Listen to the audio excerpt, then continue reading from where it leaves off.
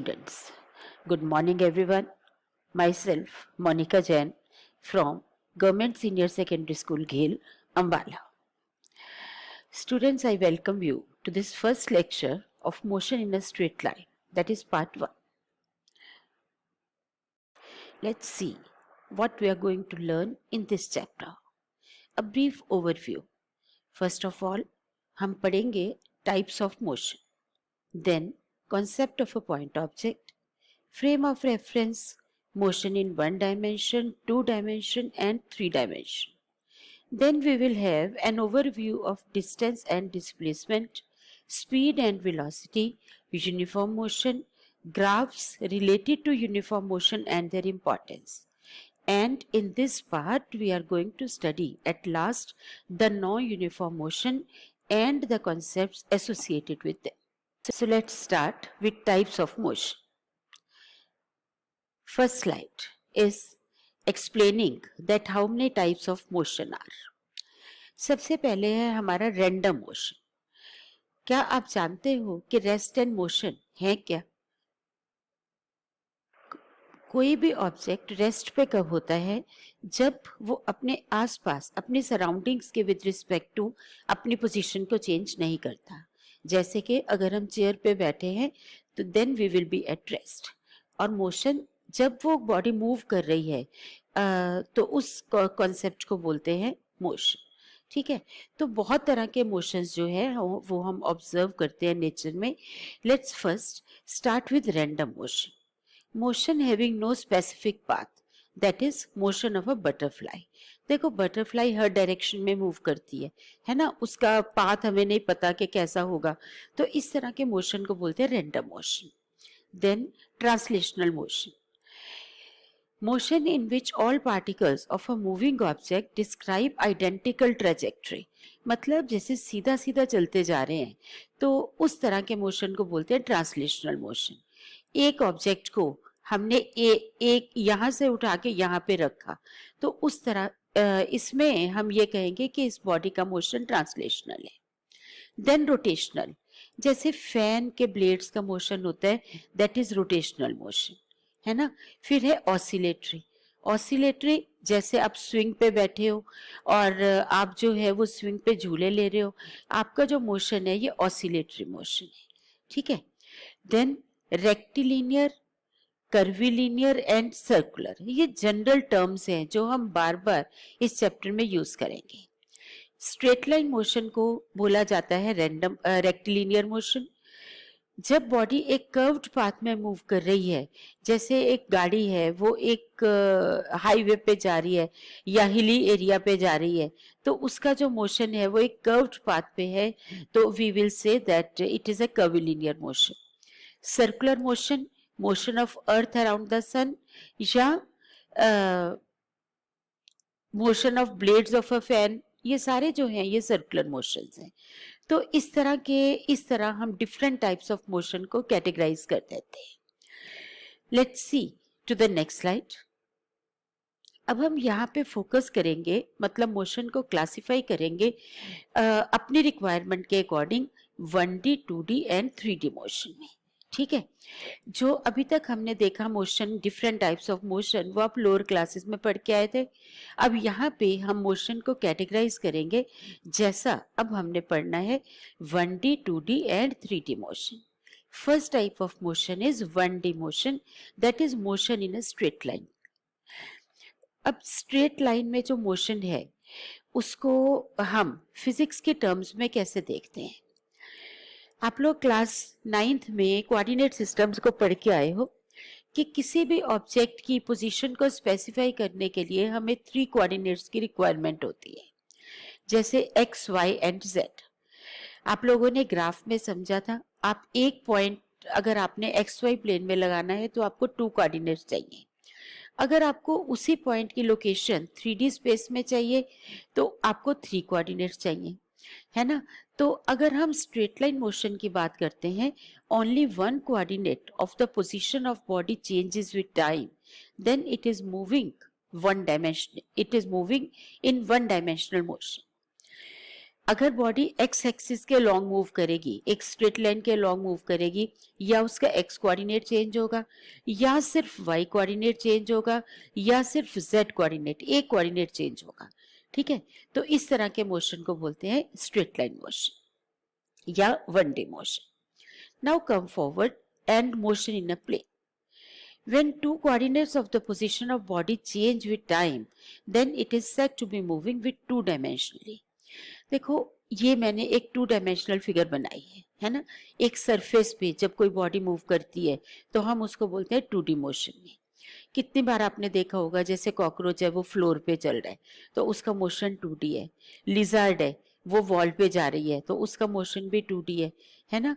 तो इस तरह के जो मोशंस हैं, जो मोशन सरफेस पे होते हैं, उनको हम बोलते हैं 2D motion.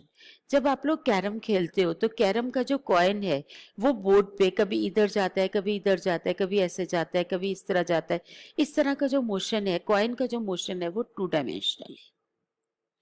Last of all, motion in space, it is called 3D motion. अब देखो, ये रूम में, ये हमारा एक रूम है और इस स्पेस के अंदर एक मॉस्किटो है या हाउस फ्लाई है, वो किसी भी तरह मूव कर सकती है।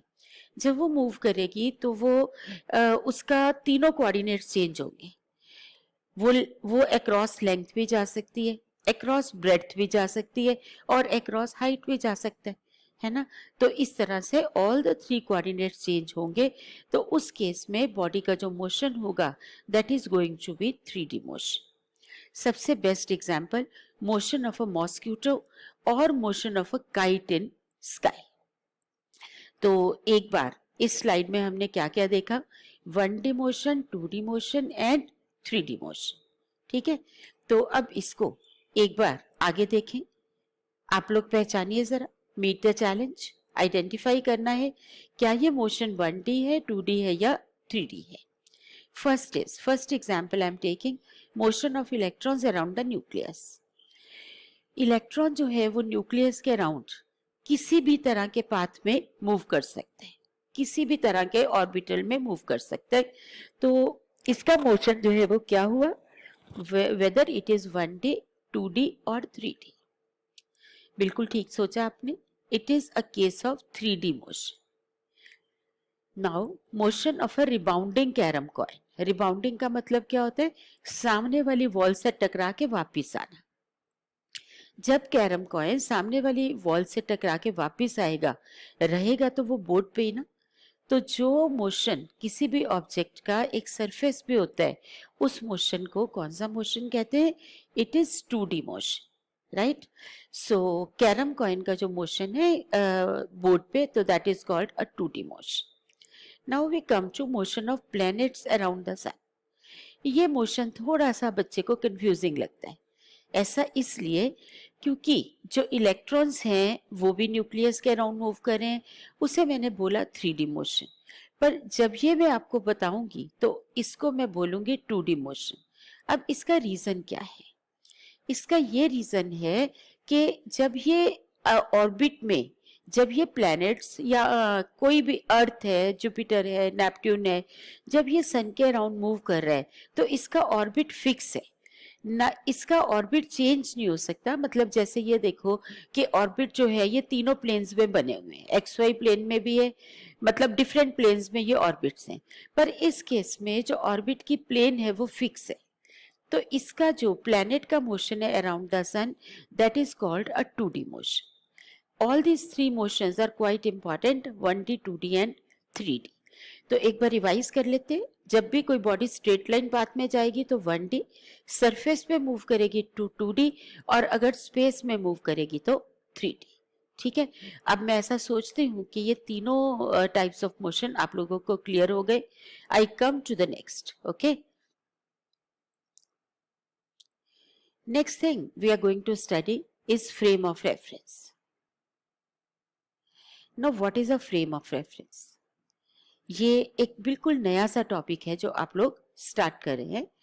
सो समझते हैं कि फ्रेम ऑफ रेफरेंस क्या चीज है, ठीक है। अ frame of reference consist of a rectangular coordinate system consisting of 3 mutually perpendicular axes labeled x, y and z axis. The point of intersection of these three axes is called origin and serves as a reference point.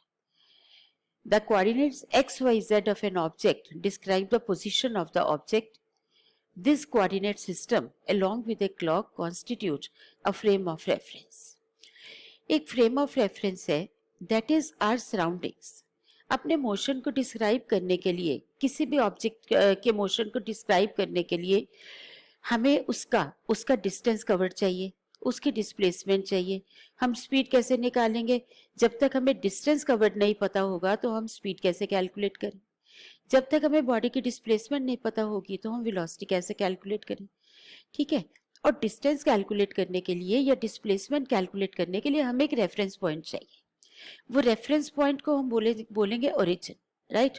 तो origin से object जहां तक move कर रहा है that will be the distance covered.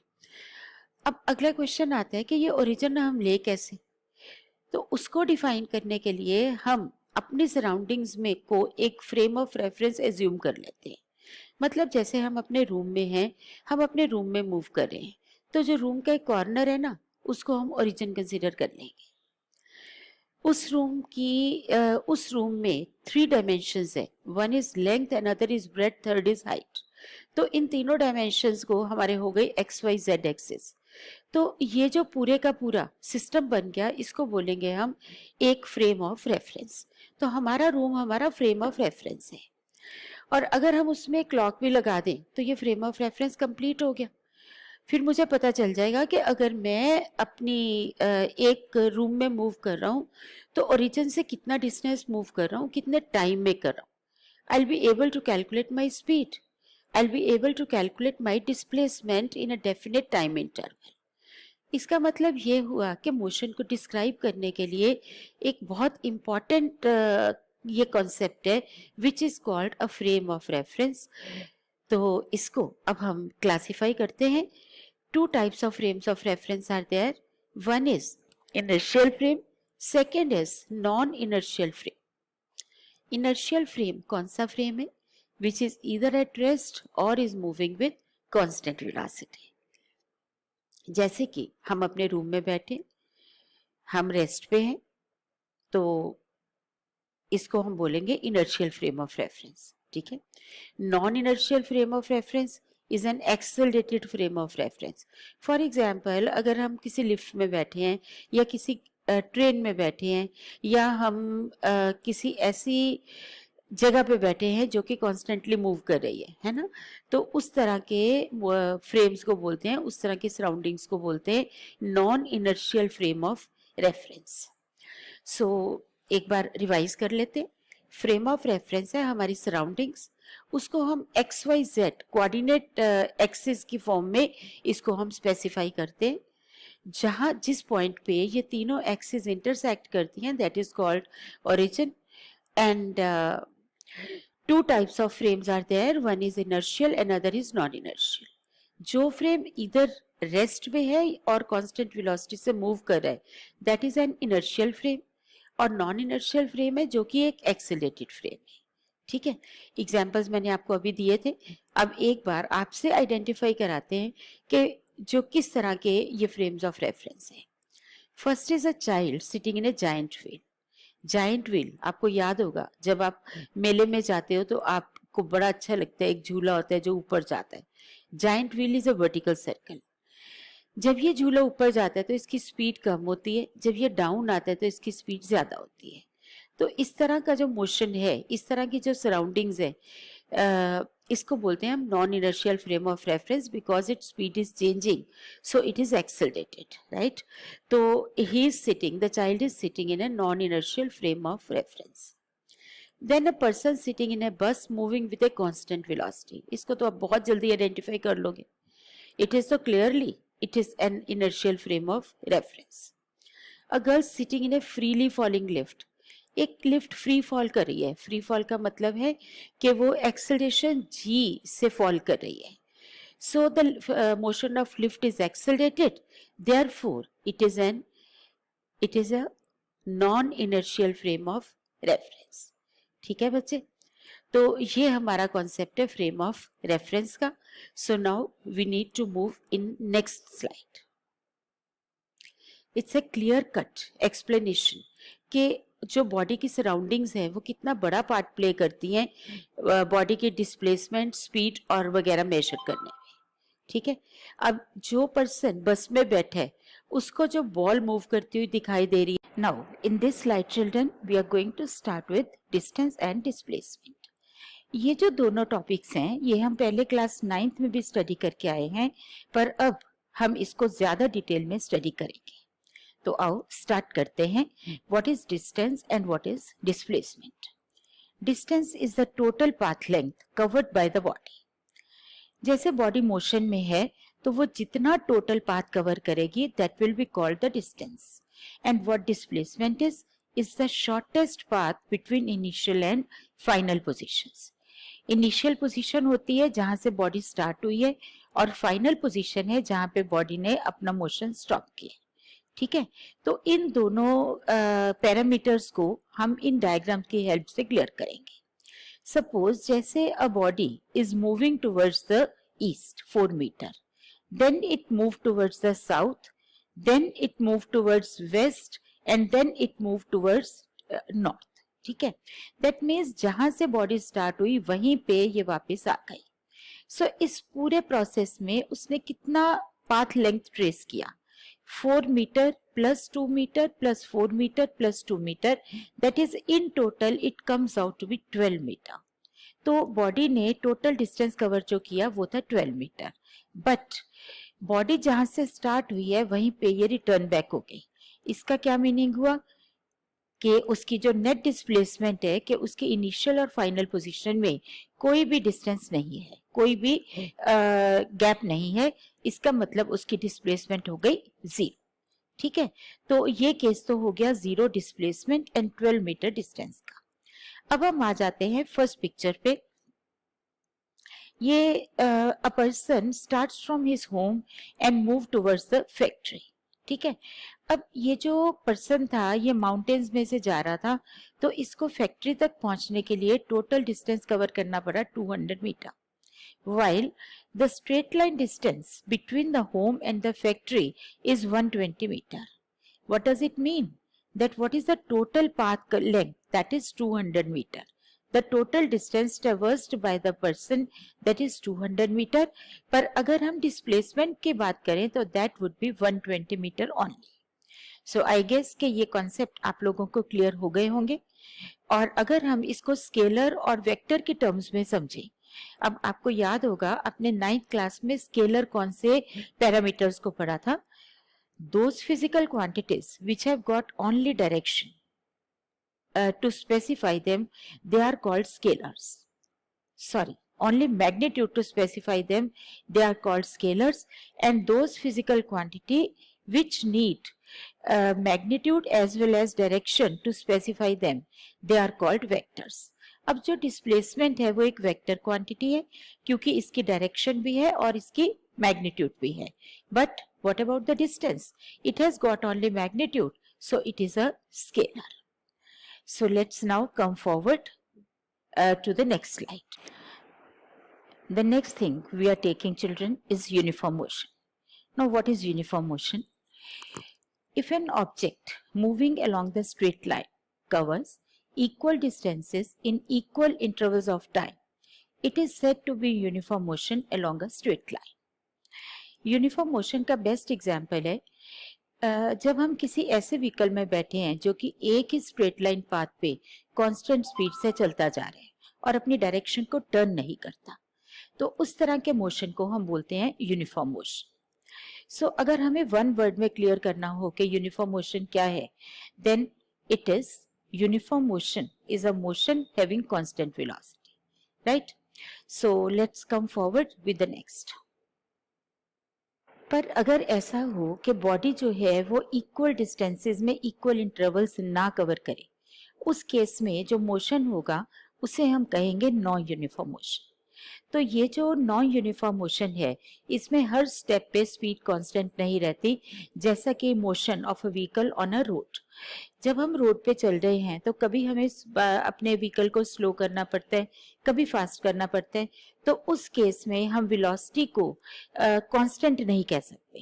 ठीक है, तो उस केस में हम डिफाइन करते हैं एवरेज स्पीड या average velocity. So what is average speed और average velocity? Average speed is the total distance travelled by total time taken and average velocity is total displacement over total time. देखो ये याद करो कि speed को कैसे define करते हैं. This is total distance over total time and velocity is total displacement bye total time. तो अब आपके लिए एक चैलेंज, क्या ये जरूरी है कि एवरेज स्पीड और एवरेज वेलोसिटी सेम हो? चलो अगले स्लाइड में देखेंगे दैट वेदर पॉसिबल और not possible, right.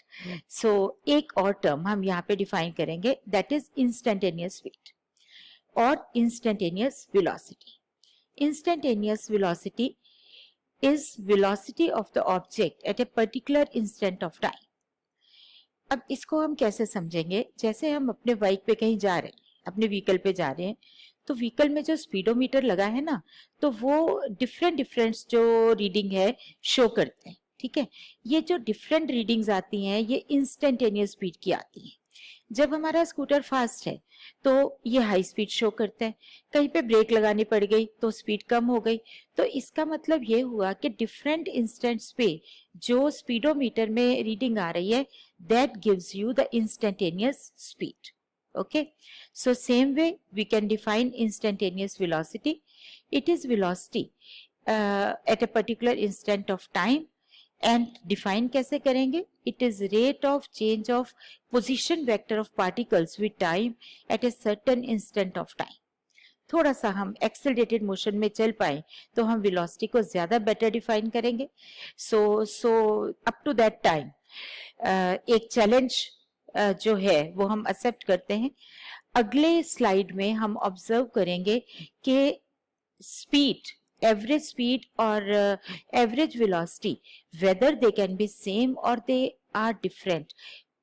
Now the question in front of us is, a man walks on a straight road from his home to a market 2.5 kilometer away with a speed of 5 kilometer per hour. Finding the market closed, he instantly turns and walks back home with a speed of 7.5 kilometer per hour.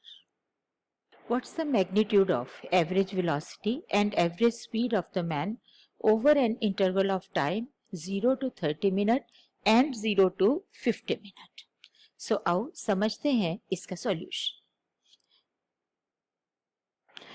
देखो जो हमें data given है उसके according market और home में distance क्या है?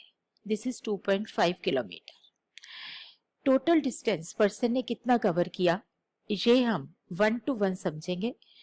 हमें दिया हुआ है 0 to 30 मिनट में हमने कैलकुलेट करनी है एवरेज स्पीड एंड वेलोसिटी और 0 to 50 मिनट टाइम इंटरवल में. ठीक है, so time taken by the man to reach the market from home, this is 2.5 by 5. यहाँ पे क्या लगा है? Time is equal to distance by speed. ये फॉर्मूला तो हम छोटी क्लासेस से पढ़ के आते हैं, distance upon speed. Distance cover हुआ है 2.5 किलोमीटर, टाइम लगा था, स्पीड थी 5 किलोमीटर पर आवर, तो टाइम लगा 30 minute, that is 1.5 hour. 1 by 2 hours or we can say 30 minutes. Now time taken by the man to reach home from the market, that is 2.5 by 7.5. अब जो वापस आया तो जो उसकी स्पीड थी वो हो गई थी 7.5 किलोमीटर पर आवर. तो हमने उसके हिसाब से कैलकुलेट कर लिया कि वापस आने में उसे 1/3 आवर्स लगे और we can say 20 minute. Total time taken in the whole journey is 30 + 20 is equal to 50 minute. ठीक है, तो अब हम कैलकुलेट करेंगे 0 to 30 मिनट में एवरेज वेलोसिटी और एवरेज स्पीड क्या है. एवरेज वेलोसिटी आपको बताया था मैंने, total displacement bye total time. 0 to 30 minute में जो पर्सन है उसने डिस्टेंस कवर किया 2.5, टाइम लगा उसको 1/2, तो हमारी जो एवरेज वेलोसिटी आ गई वो आ गई 5 किलोमीटर पर आवर. और एवरेज स्पीड भी हमने फॉर्मूला लगाया डिस्टेंस बाय टाइम, वो भी आ गई हमारी 5 किलोमीटर पर आवर. इसका ये मीनिंग हुआ कि जब पर्सन सेम डायरेक्शन में जा रहा है तो उस केस में एवरेज वेलोसिटी और एवरेज स्पीड सेम रहेगी. But now if he turns back, अब क्या होगा? 0 to 50 मिनट में वो पर्सन वापिस आ गया है ना, तो तो उसको टोटल टाइम लगा 50/60 आवर्स, मतलब 5/6 आवर्स। और इस पूरे प्रोसेस में उसकी डिस्प्लेसमेंट हो गई 0 और उसने टोटल डिस्टेंस कवर कर लिया 5 किलोमीटर। दैट इज जाने के टाइम भी 2.5 कवर किया और वापस आने के टाइम भी 2.5 कवर किया। So total distance travelled he it turned up 5 kilometer. Average velocity is displacement by time, that is 0. But average speed is distance by time, that is 5/5/6. Distance travel हुआ 5, time लगा 5/6 hours, तो उसकी speed आ गई 6 kilometre per hour. अब देखो, जब person ने अपने डिस्टेंस को, मतलब अपनी डायरेक्शन को रिवर्स कर लिया, उस केस में एवरेज वेलोसिटी और एवरेज स्पीड चेंज हो गई। ठीक है, तो this was one numerical which was clearly indicating कि एवरेज स्पीड और एवरेज वेलोसिटी जो है वो डिफरेंट इंस्टेंसेस में डिफरेंट होगी। ठीक है ना। इस तरह के और काफी क्वेश्चन हैं जो आपकी बुक्स में दिए हुए हैं, तो एक बार आप उन क्वेश्चंस को ट्राई करें और इसको और न्यूमेरिकल्स के साथ अपने कंसेप्ट को एनहांस करें। Right, so let's come forward with the next. So now children, we come over to graphical study of uniform motion. Uniform motion में कुछ ग्राफ्स हैं जो बड़े इंपॉर्टेंट हैं, और ये ग्राफ्स कौन कौन से हैं? 3 तरह के ग्राफ्स हैं जो हम समझते हैं और उनकी इंपॉर्टेंस क्या है ये भी क्लियर करते हैं। So first graph is XT graph of a stationary object. Stationary मतलब उसकी the object is at rest, it is not moving, तो उसकी जो पोजीशन है, X stand for position and T stand for time. अब उसकी जो पोजीशन है वो तो चेंज नहीं हो रही है ना, तो इसका मतलब ये हुआ कि उसके लिए x कांस्टेंट रहेगा, with time x will not change. तो xt ग्राफ मतलब position time graph of a stationary object will be a straight line which is parallel to time axis. Time axis x axis है और y axis पे हमने position को plot किया है। ठीक है, तो it is going to be a straight line when particle is not moving. Now when particle is in uniform motion, uniformly move कर रहा है, मतलब स्पीड कांस्टेंट है, वेलोसिटी कांस्टेंट है, तो उस केस में जो हमारा एक्सटी ग्राफ है that is formed like a straight line which is inclined to time axis, just like shown in the diagram. Here we are plotting again time along x-axis and position along y-axis. So a straight line which is inclined to time axis is xt graph for a body in uniform motion. अब इस graph की importance क्या है? जितनी ज्यादा इसकी slope होगी उतनी ज्यादा इसकी ऑब्जेक्ट की वेलोसिटी होगी। So slope of graph is equal to velocity of the object, right? So we come to the third graph, that is velocity time graph in uniform motion. VT graph, time along x-axis and velocity along y-axis. अब तक हम काफी समझ चुके हैं कि uniform motion में velocity constant रहती है। ठीक है ना, तो वेलोसिटी कांस्टेंट रहती है means velocity time graph will also be a straight line which is parallel to time axis. अब इस ग्राफ की इंपॉर्टेंस क्या है? Area of graph becomes equal to distance covered in a given time. इसकी एक छोटी सी डेरिवेशन है। इस तरह की डेरिवेशन जो है वो हम नेक्स्ट यूनिफॉर्मली एक्सेलरेटेड मोशन में करेंगे और वहीं पे हम इसको भी एक्सेनुएट करेंगे। ठीक है, तो टिल देन चिल्ड्रन हम एक नेक्स्ट स्लाइड देखते हैं, that is in non uniform motion, कि ये ग्राफ्स किस तरह का जो है वो फॉर्म लेते हैं। Here children, in this slide we are discussing graphs in non-uniform motion. So far हम लोगों ने यूनिफॉर्म मोशन के 3 ग्राफ्स कंसिडर किए थे। One was graph xt graph of a stationary object, then xt graph for object in uniform motion, and then velocity time graph. Now how these graphs change if the motion is non-uniform?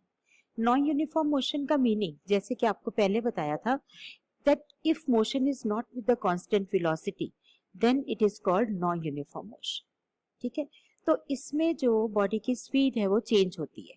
ठीक है ना, direction भी change हो सकती है, speed भी change हो सकती है और दोनों भी चेंज हो सकते हैं।